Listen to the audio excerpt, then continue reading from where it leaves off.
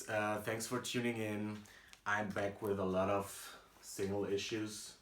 Um, I'm really sorry that I can't do videos more often, but I'm super busy right now. I also got a little bit sick, as you can hear. I hope it's still okay. I'm only talking about singles. I will do a graphic novel theme thing very soon because I read a lot of them and they were pretty great.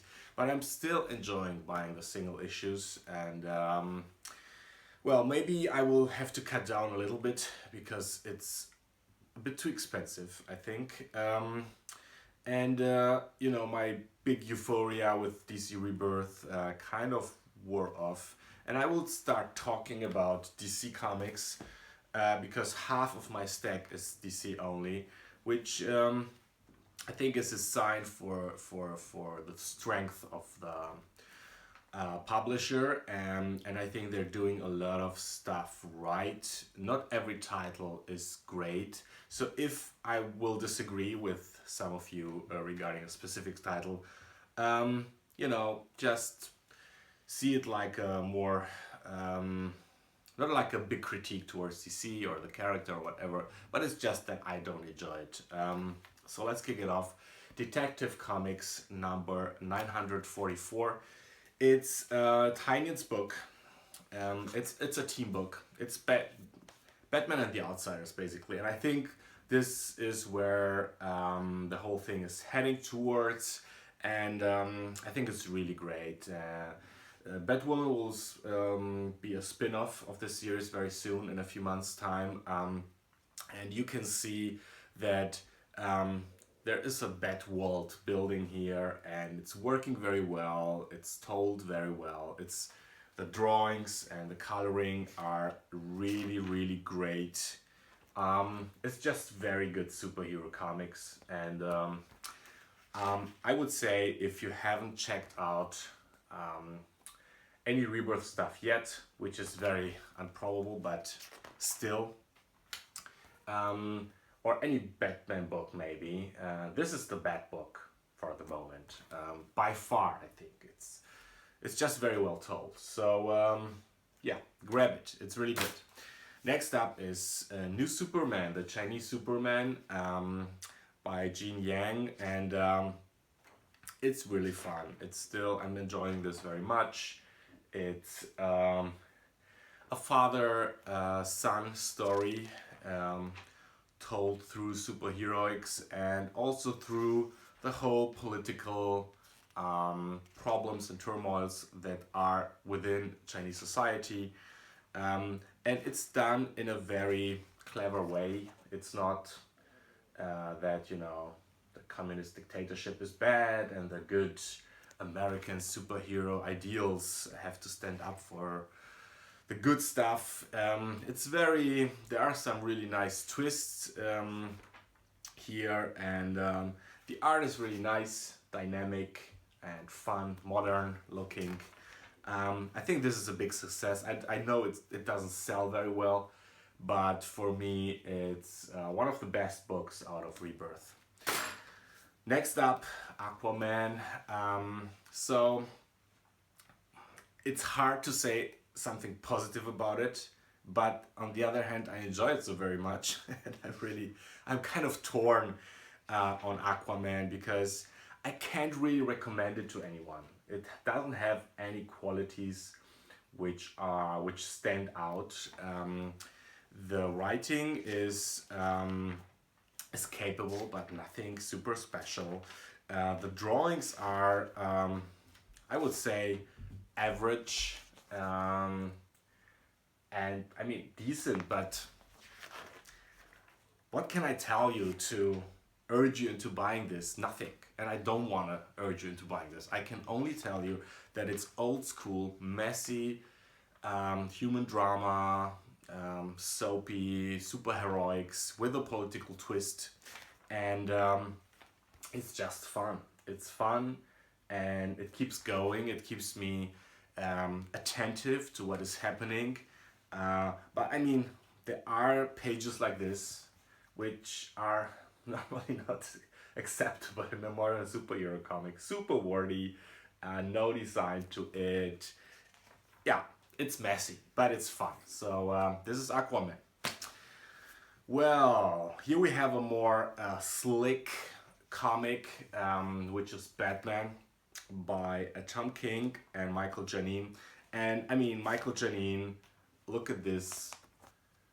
It's fantastic storytelling in artwork. This is how modern comics should look like. But I have to admit, and I'm really sorry to say that, but the writing is just not good by Tom King, and it doesn't get better. And this was the last issue for me. It's very, how can I put it? It's very stiff, stilted, in a way, pretentious. It wants to be clever, and it is kind of reminds me of Bendis in its rhythm, but where Bendis is just funny and human, this feels not.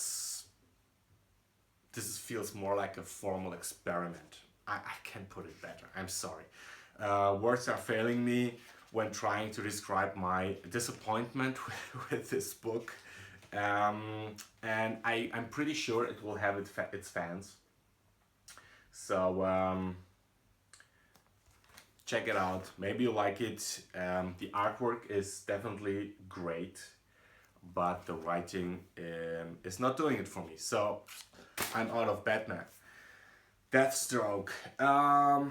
Well, when it started, I really enjoyed it. It's by Christopher Priest. And Christopher Priest is known for a very unique way of storytelling. He's always, he works in little chapters, and he jumps in time and in perspective, and he also has this very maybe overtly clever dialogue sequences where everyone's very, very tongue-in-cheek and very cool, and punchline after punchline, and this can get a bit tired, and it does by now. So this was the resolution of the first storyline, and I felt a little bit, well, disappointed is maybe it's the right word, because if you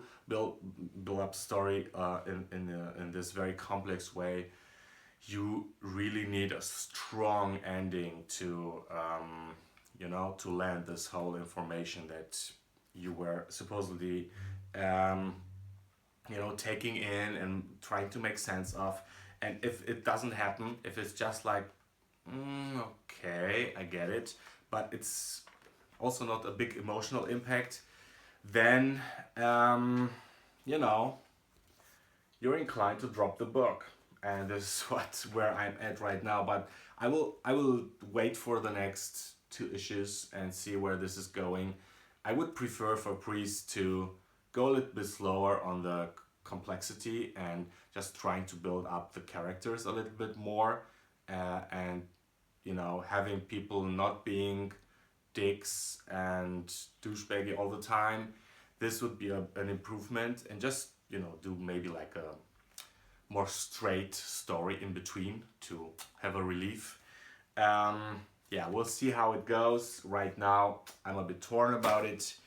So a lot of people, when I did my DC Rebirth video, told me that their favorite is still The Flash. And so I bought another issue of The Flash, issue number 10. And I'm sorry guys, but this is not for me. It's hard. I want to be really bitchy about it, but I know that so many people of you are enjoying it, so I will just shut up and will say that it's not my kind of book. And I really think Joshua Williamson should be able to write a more,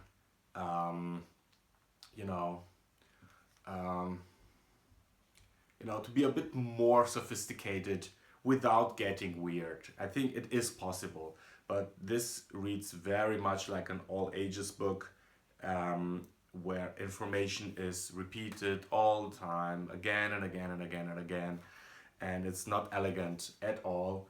But the art is nice, and I guess if people like it, um, they should buy it.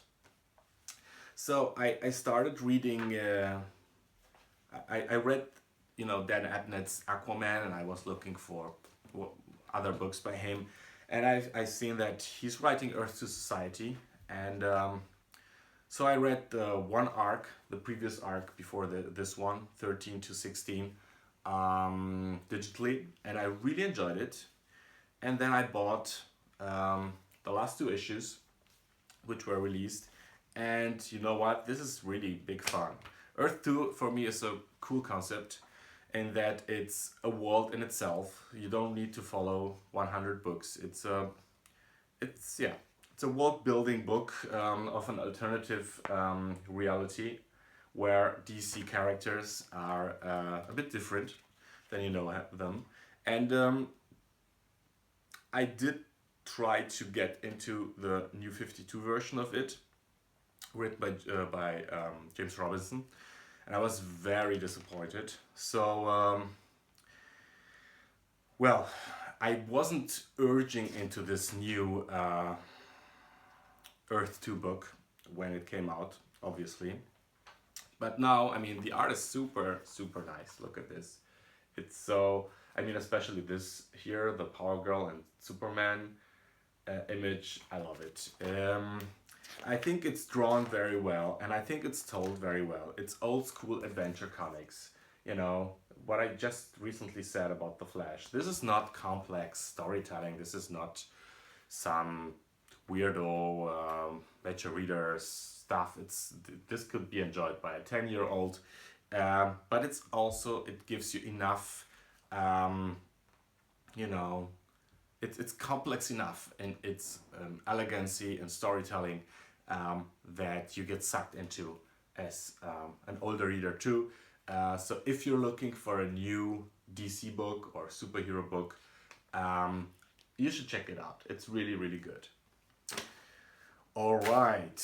Okay, next up are 3 books by DC's Young Animal line, which for me is a great idea and a big success already, because it releases my favorite comic, Shape the Changing Girl. And those are the other 3 comics that it releases. Let's start with Doom Patrol, which is starting to take more shape as it goes. The art is super lovely by Nick Darrington, and the colors are by Tamra Bonvillain, and I love them. I mean, the art is so nice. And the prettiness of the art and the weirdness of the story sometimes collide. It's a bit too cutesy at times, and I think, well, maybe you should just now, go for a more dramatic, serious aspect, and we might get there, because I want my stories to mean something.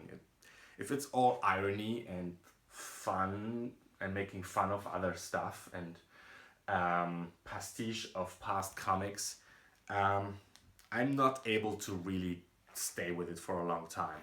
But yeah, I can only say that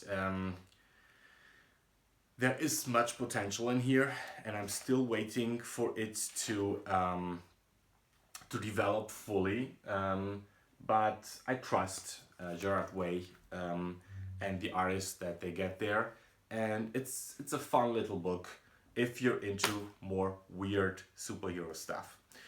Here we have Mother Panic, which is, compared to the other books, a rather strange young animal book, in that it reads much more like maybe like a Wildstorm book or a Dark Circle book, Archie Dark Circle. Those kind of street level heroes who are really tough, and there's tough language, and the characters are really cold. And what is it about? It's about a young girl who is basically just a vigilante. She takes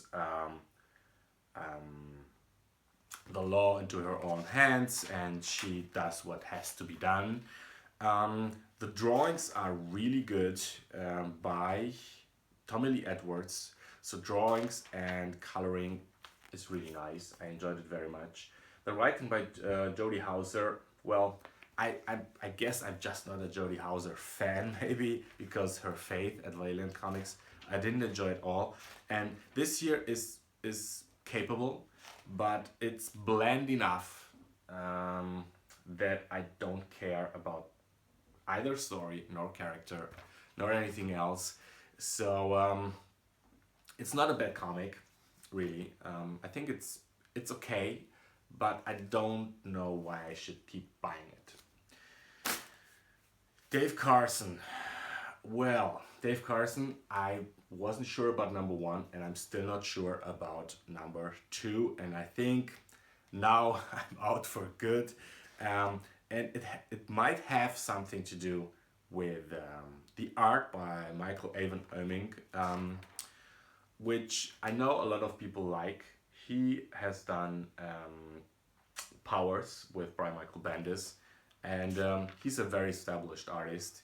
But there is something about his storytelling that just doesn't work for me. It's jumpy, sometimes it's the angles, sometimes it's just that I don't understand why we get from the one panel to the next, and I have to really focus all my attention to understand where the story is going. And well, also this kind of cartoonish art is just not my favorite one.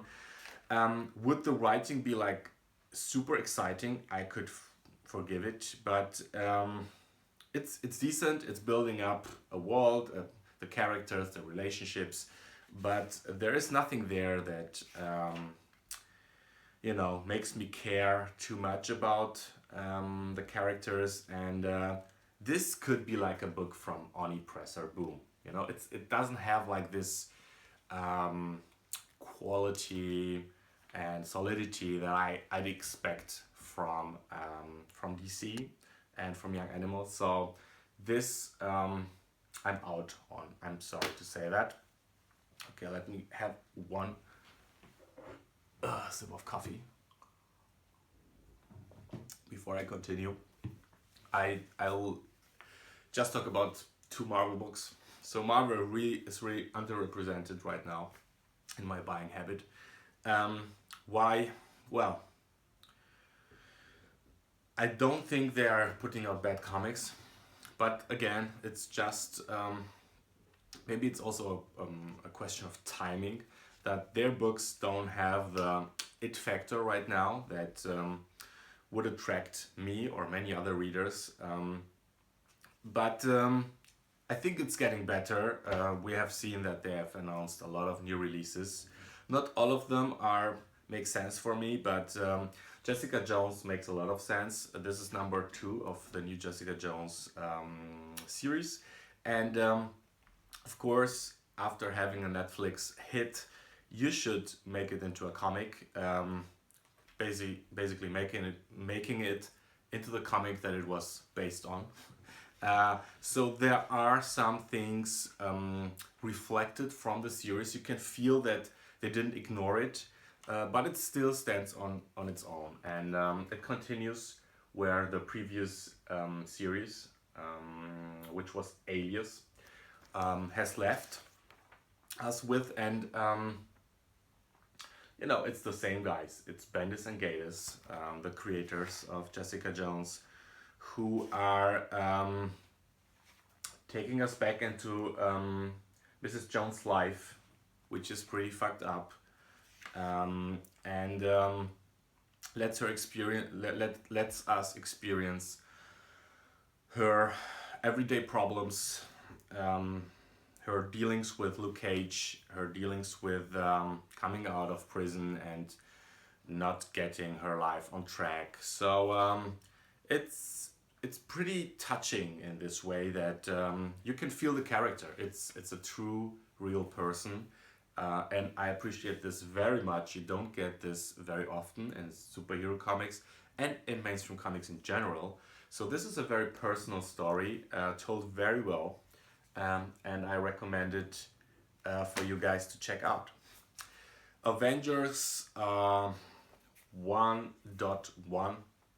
So this is one of those books that are supposed to take place in the past. A book which tells us what happened in between issues one and two. No, can't be, because it's with Captain America, who showed up in issue 4, I think, for the first time.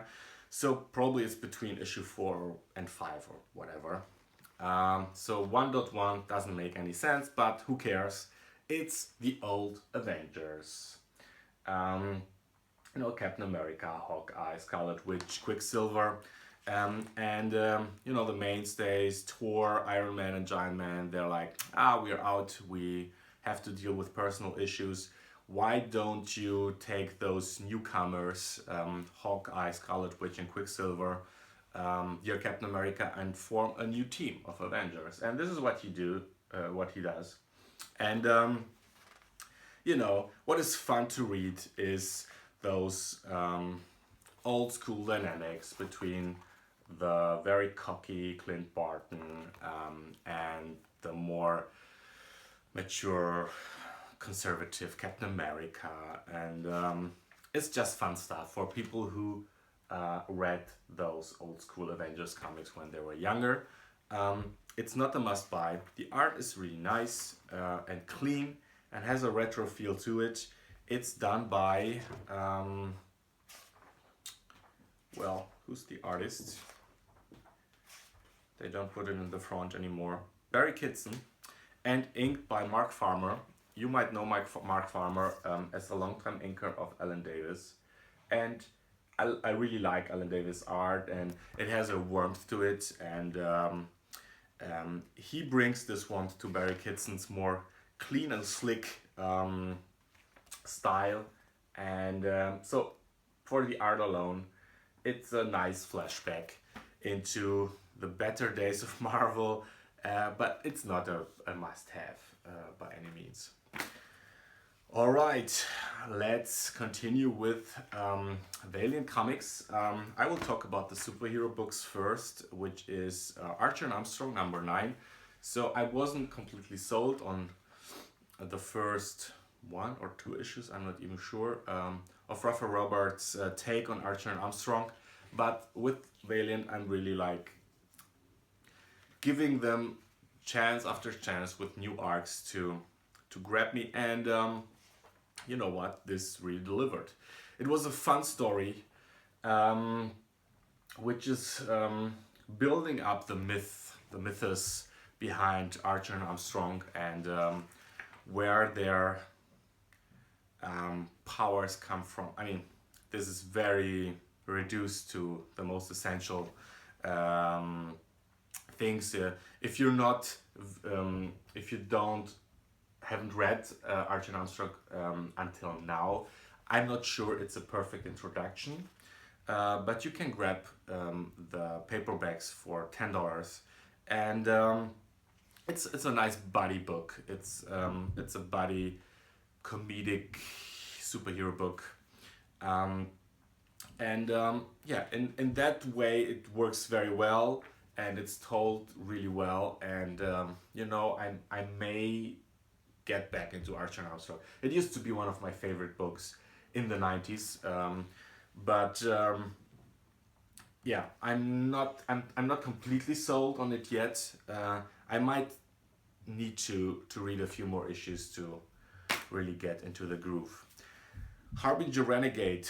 So this was a bit of a letdown. It's also written by Raphael Roberts, like Archer and Armstrong, drawn by Derek Robertson, who I really like, and I think he's doing a great job here. But let me show you first that they have those introductory pages. So if you don't know anything about Harbinger, it's a good starting point. Valiant does a really great job for new readers to introduce them to their concepts. and the art is really fantastic. I think this is the best Derek Robertson that I've seen in a while. You know, there is the Derek Robertson of The Boys, which is quite rushed in my opinion, and then you get this hyper detailed art with a lot of backgrounds and yeah, great stuff. So from an artistic point of view, okay, and you get also some gory stuff in here. It's really good. It's a very serious book. It's quite dark, and it's Valiant's X-Men, so to say. So you can expect a lot of teenage angst in here. It's just missing the core thing that made Harbinger really work for me, especially with Joshua Dysart writing it for a very long time in the past years. There is this spark missing. It feels very editorially. So I'm not sure. I might be back for number 2, or maybe I'll just wait and grab the first paperback when it comes out. But it's the magic is gone. I'm sorry to say. Well, magic is a good transition to this book, Britannia, which is definitely one of the strongest comics of the year. It's written by Peter Milligan and drawn by Juan Jose Ripe, and it's a great horror book, which is set in Roman times, on the outskirts of the empire, of the Imperium, and it's just fantastic stuff by Peter Milligan, his strongest effort in, I don't know, years and years. It's not a superhero book, it's by Valiant, but it could be an Avatar or Vertigo book. So it's a blend of a detective story paired with kind of a Cthulhu kind of horror, and yeah, well, we'll see. He has some weird powers too, so it's a really very super unique mix of things. It's drawn beautifully, and the mood and the story and the characterization, everything is fantastic and spot on. And if you haven't read this in single issues, do yourself a favor and buy the collected edition when it comes out. You will love it. All right, we have a few more left here, a few more indies. There is Black Hammer, number 5, which further explores the characters of this weird group of superheroes which are stranded in a weird place in a parallel dimension. And well, what can I say? This is Jeff Lemire's masterpiece, maybe. It's really very, very good. And Dean Ostrom is doing a great job on the art. I love his art, and Dave Stewart's colors are also fantastic. Dave Stewart is doing a lot of stuff for the Minolaverse, so you might know him from there. And this is achieving something which is very rare, namely mixing high concept with emotional punch. And if someone can do it, it's Jeff Lemire. And yeah, what can I say? It's cold and warm at the same time, and it's fantastic comics, and you should grab it. Ether by Matt Kindt and Dave Rubin. It's a new book by Dark Horse. It's the first issue, and it's really pretty. Look at it. The colors are really nice, and well, the concept is a bit weird. It's also a detective story in a way, which happens in a magical realm or not. Maybe it's just imagined, but I think it's pretty real. So there is this other dimension where our hero, a detective kind of character, is thrown into, and he has to solve a mystery. And this world is very unique. I have to give Matt Kindt that he yeah, he's very original in what he's building here, and Dave Rubin is doing a great job on art. Um, I'm not completely sure it's my kind of book because I'm just not into fantasy settings and into, all those cutesy, funny creatures. But I think it's a very, very good number one, and I will definitely check it out in trade paperback. Moonshine number two by Brian Azzarello and Eduardo Riso is just continuing the story started number one, going into a direction I hoped they won't take. So, Moonshine gives it away a little bit. So it is a horror story. It has to do something with maybe a werewolf kind of character. Um, and I was expecting, or I was hoping for a more detective or noir based series without supernaturalism, but it's well written, it's well drawn, and yeah, it might turn out to be a good series, but I will get it in trade too. So there's that.